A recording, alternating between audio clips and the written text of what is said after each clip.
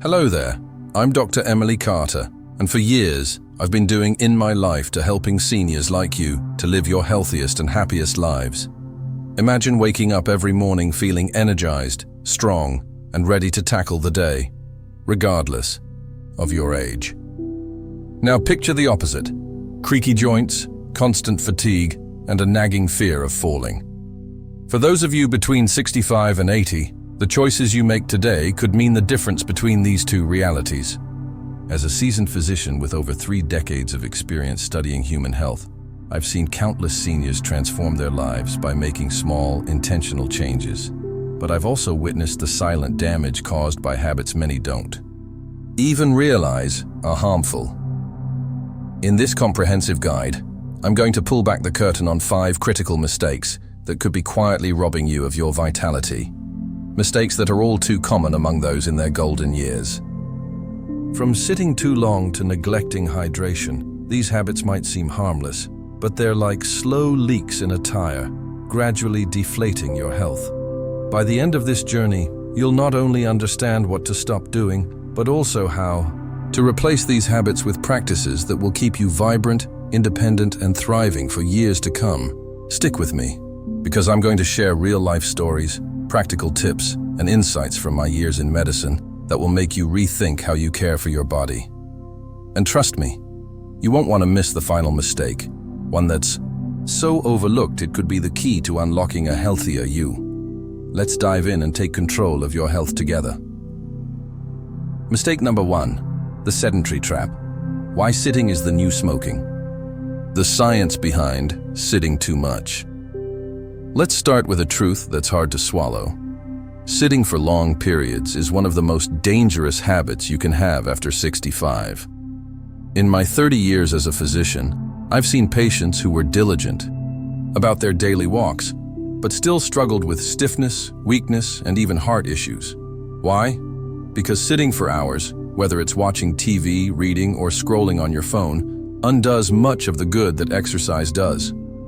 Studies, like those published in the Journal of the American Medical Association, show that prolonged sitting slows your metabolism by up to 30%, reduces blood flow, and weakens muscles in your legs and core. This isn't just about feeling stiff. It's about serious risks like blood clots, heart disease, and even cognitive decline. Your body is designed to move, and when it doesn't, it's like leaving a car engine idle for too long. It starts to rust. A real-life lesson. Margaret's story. Let me tell you about Margaret, a 67-year-old patient of mine. Margaret was proud of her daily 30-minute walk, thinking it kept her fit. But she spent most of her day sitting, knitting, watching game shows, or chatting on the phone. Over time, she noticed her knees ached when she stood up, and her energy levels plummeted. One day, she nearly fell while reaching for a book because her legs felt like jelly. When I examined her, I found her leg muscles had weakened significantly, and her circulation was sluggish, classic signs of excessive sitting. I worked with Margaret to make a simple change. Every 30 minutes, she'd stand up, stretch, or walk around her living room for 2 to 3 minutes. She also started doing chair-based exercises like leg lifts during her favorite shows. Within a month, Margaret felt stronger, her knee pain eased, and she had a spring in her step she hadn't felt in years. Her story isn't unique. It's a wake-up call for anyone who thinks a daily walk is enough. My take: movement is medicine. From my perspective, the key isn't just exercise, it's consistent movement. Your body doesn't care if you're 25 or 75, it thrives on activity. Sitting too long creates a cascade of problems. Reduced blood flow starves your muscles of oxygen, your joints lose lubrication, and your metabolism slows, making weight gain easier. Over time, this can lead to chronic conditions like diabetes or hypertension, which I've seen derail even the most health-conscious seniors. Here's a practical tip. Set a timer on your phone or watch to remind you to move every 30-45 minutes. Try marching in place, rolling your shoulders, or doing a few squats. If mobility is an issue, even shifting positions in your chair or doing seated stretches can help. The goal is to keep your blood flowing and your muscles engaged throughout the day. Try this. Now, want to feel the difference movement makes? Pause this guide, stand up, and walk around for 2 minutes. Stretch your arms overhead, roll your ankles, and take a few deep breaths. Notice how your body feels. Less stiff, more alive. That's your body thanking you. Make this a habit, and you'll be amazed at how much better you feel. Mistake number 2, starving your muscles. The protein problem. Why protein matters more than ever. If there's one nutrient seniors need to prioritize, it's protein. As a doctor, I can't stress this enough. After 60, your body becomes less efficient at using protein, meaning you need more to maintain muscle mass. Without enough, you risk sarcopenia, a condition where muscle loss accelerates, making everyday tasks like climbing stairs or carrying groceries feel Herculean. Research from the American Journal of Clinical Nutrition suggests adults over 65 need 1.00–1.2 grams of protein per kilogram of body weight daily, significantly more than younger adults. Yet many seniors I've treated eat the same way they did in their 40s, relying on carb-heavy meals with minimal protein. The result? Weakness, fatigue, and a higher risk of falls. A case study, Robert's turnaround. Consider Robert, a 70-year-old retiree who came to my clinic complaining of tiredness and trouble lifting his grandkids. He thought he ate well: cereal for breakfast, a sandwich for lunch, and pasta for dinner. But when we analyzed his diet, I found he was barely getting 40 grams of protein a day, far below the 80 grams he needed for his weight. I helped Robert revamp his meals, adding protein-rich foods like eggs, grilled chicken, Greek yogurt, and lentils. He started his day with a protein smoothie, swapped his sandwich for a chicken salad, and included fish or beans with dinner. Within weeks, Robert felt stronger, his balance improved, and he could play with his grandkids without exhaustion. His story shows that small dietary tweaks can yield big results. My perspective: protein is your body's building block. In my Tiao practice, I've seen protein deficiency masquerade as normal aging. Patients blame their weakness on getting older, but often it's a lack of muscle fuel. Protein isn't just for bodybuilders. It's for anyone who wants to stay mobile and independent. Beyond muscle health, protein supports your immune system, repairs tissues, and even stabilizes blood sugar, crucial for preventing diabetes, which affects over 25% of seniors. Here's my advice: aim for protein at every meal. Think lean meats, fish, eggs, dairy, beans, or nuts. If you're vegetarian, tofu, lentils, and quinoa are great options. A simple rule: fill a quarter of your plate with protein. If you're unsure about your intake, try tracking your meals for a week using a free app like MyFitnessPal. You might be surprised at how little protein you're actually getting.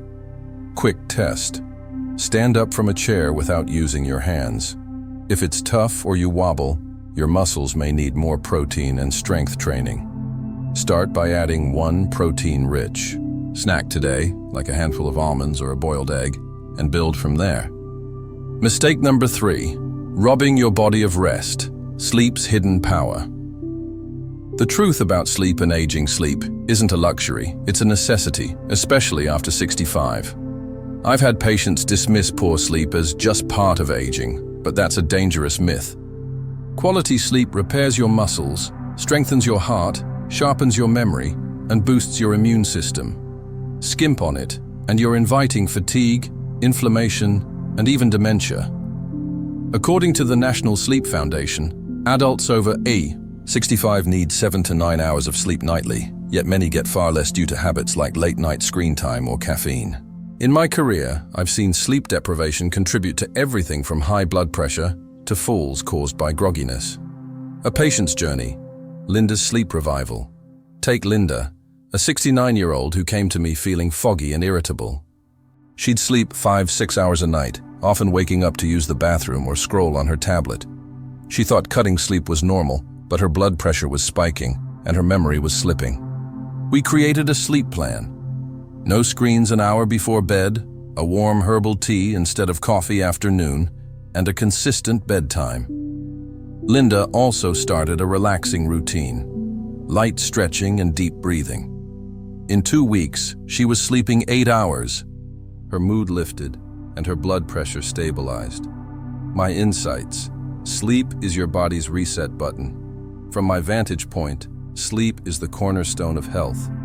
It's when your brain clears toxins, your muscles rebuild, and your heart rests. Poor sleep doesn't just make you tired, it accelerates aging at a cellular level. I've seen patients with chronic insomnia develop heart issues or depression, only to see dramatic improvements with better sleep hygiene. Try this. Create a sleep sanctuary. Keep your bedroom cool, dark, and quiet. Avoid caffeine after noon, and limit alcohol, which disrupts deep sleep.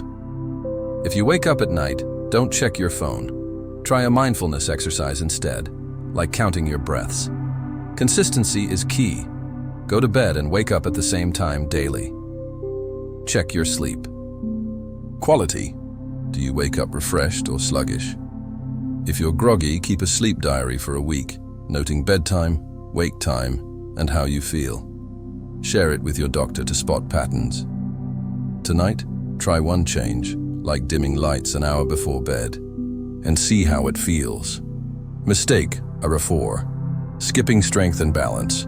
The fall risk you can't ignore. Why walking isn't enough. Walking is fantastic for your heart, but it's not a complete fitness plan. After 60, muscle strength and balance decline naturally, increasing your risk of falls, the leading cause of injury in seniors. The Centers for Disease Control and Prevention reports that 1 in 4 adults over 65 falls annually, often due to weak stabilizing muscles. In my practice, I've seen patients rely solely on walking, only to struggle with balance or strength tasks. Strength training builds muscle mass, while balance exercises improve coordination, both critical for staying upright. A cautionary tale: James's close call. James, a 73-year-old patient, loved his daily walks. But one day, he tripped on a curb and fell, bruising his hip. He was lucky, no fractures, but it shook him. His exam revealed poor balance and weak core muscles. I prescribed a simple routine: chair squats, resistance band exercises, and standing on one foot for 10 seconds daily. James practiced near a counter for safety. In a month, he was steadier, climbing stairs with ease, and confident again. Makwai. View: strength and balance are your armor. I believe strength and balance training are non-negotiable for seniors. Falls don't just cause physical harm. They erode confidence, leading to less activity and a downward spiral. Even light exercises, like lifting canned goods or practicing heel-to-toe walking, can make a difference. I've seen patients regain independence by focusing on these areas, reducing their reliance on canes or walkers. Start small. Try 5 to 10 minutes of strength exercises, like wall push-ups, and balance drills, like standing on one leg, 3 times a week. Use a chair or wall for support if needed. Consistency beats intensity. Your muscles will thank you. Test your balance. Stand near a counter, lift one foot slightly, and hold for 10 seconds. If you waver, practice daily, starting with shorter holds. It's a small step toward a stronger, safer you. Mistake number 5. Dehydration, the silent saboteur. Why thirst isn't a reliable guide. Hydration is critical, yet it's often ignored. After 60, your thirst signals weaken, meaning you can be dehydrated before you feel parched. Dehydration isn't just about dry mouth. It causes joint pain, constipation, dizziness, and even confusion, raising fall risk. The Journal of Gerontology notes that 20–30% of seniors are chronically dehydrated, often mistaking symptoms for other issues. A sobering example: Susan's dizzy spells. Susan, a 75-year-old patient, came to me with headaches and dizziness. She drank coffee all morning and a little water with dinner, thinking it was enough. Her skin pinch test showed dehydration, and her symptoms matched.